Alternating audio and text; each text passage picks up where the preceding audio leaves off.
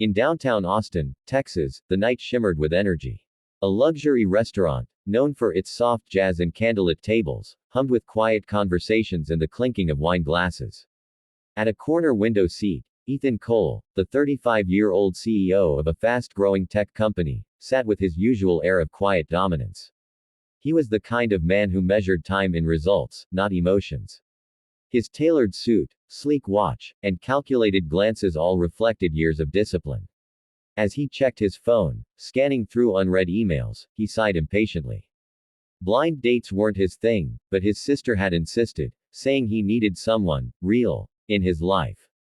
He smirked at the thought. In his world, real didn't exist anymore. The door opened, and a soft chill swept into the restaurant. When Ethan looked up, his brows lifted slightly.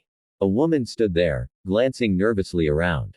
Her dress was faded, her shoes worn, and her hair loosely tied back as if she hadn't planned to impress anyone.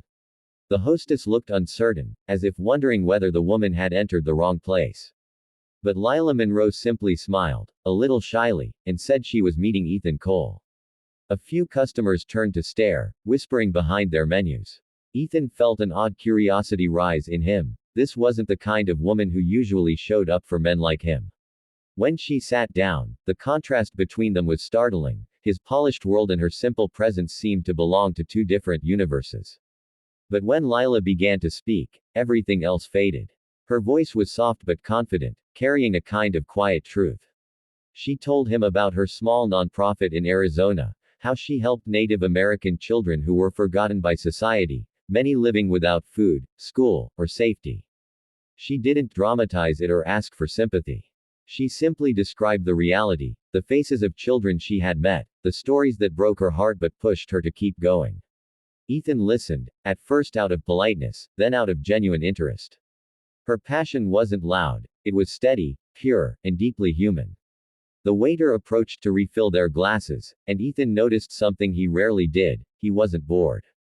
Lila wasn't trying to impress him, she wasn't impressed by him either. She asked questions that cut deeper than usual small talk. Do you ever feel like success isolates you? What would you do if your money couldn't fix something?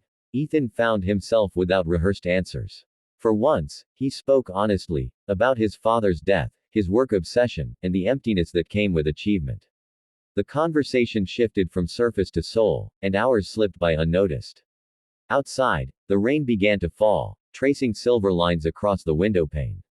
When the check came, Ethan didn't want the night to end. But Lila smiled and said gently, "You don't have to pretend to be someone for me.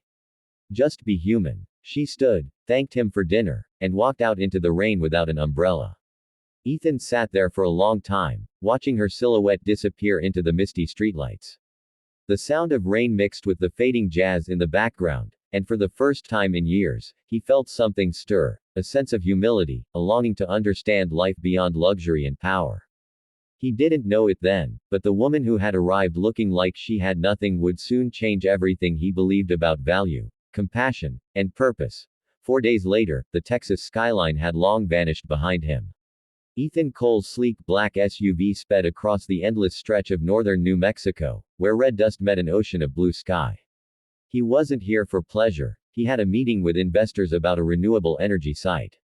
Yet something about the desert's silence pressed against his thoughts. The emptiness made him remember Lila, her calm eyes, her stories of the forgotten children in Arizona. For the first time in years, his business trip didn't feel like progress, it felt like escape. The road shimmered under the heat, and Ethan rolled down the window, letting the dry wind sting his face. The highway curved near a cluster of broken rocks, and that's when he saw it, a small figure near the ditch. At first, he thought it was an abandoned bundle or trash, but instinct made him slow down. As the car approached, his heart thudded. It was a boy, barefoot, thin as a shadow, wrapped in a torn blanket. The child's lips were cracked, his eyes half open but vacant. Ethan's stomach dropped. He slammed the brakes, rushed out, and knelt beside him. "Hey, kid, hey, you're safe now," he whispered, his voice trembling. The boy tried to move but collapsed back into Ethan's arms. Without a second thought, Ethan lifted him gently, carried him into the car, and sped toward the nearest town, whispering prayers he didn't even know he remembered. At the hospital in Santa Fe, the nurses rushed to help. Doctors confirmed the child was Apache, severely dehydrated and malnourished. They didn't know how long he'd been alone. Ethan stayed in the hallway for hours, pacing, refusing to leave until they said he was stable. When he was finally allowed in, he sat by the bed, watching the boy breathe through the oxygen mask.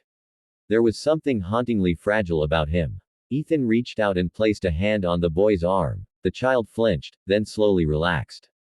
Day after day, Ethan returned to that hospital room, bringing small toys, soft blankets, and even reading aloud children's books he bought from a nearby store.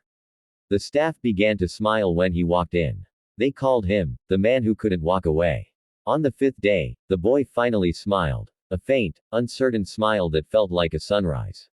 Ethan didn't understand why that single expression hit him so deeply, but it did. It was as if something inside him, long dormant, had come back to life. He began making calls to child services, to Lila's nonprofit, determined to ensure the boy wouldn't vanish back into neglect. That night, for the first time in years, Ethan prayed before sleeping. It wasn't a prayer for success, or wealth, or luck. It was for that nameless boy, for safety, for belonging, for love. Then, one quiet morning, a soft knock echoed through Ethan's front door. When he opened it, he froze. 3 Apache women stood outside, their expressions full of emotion. One held a worn photograph of the boy. The oldest woman, her gray hair braided neatly, stepped forward. Her eyes glistened as she whispered, "You saved our blood. We will never forget this." Ethan's throat tightened. The women embraced him, and for a moment, the world felt perfectly still. The desert wind carried their gratitude, wrapping around him like a blessing. In that moment, Ethan realized something profound. True wealth wasn't what he built, owned, or achieved.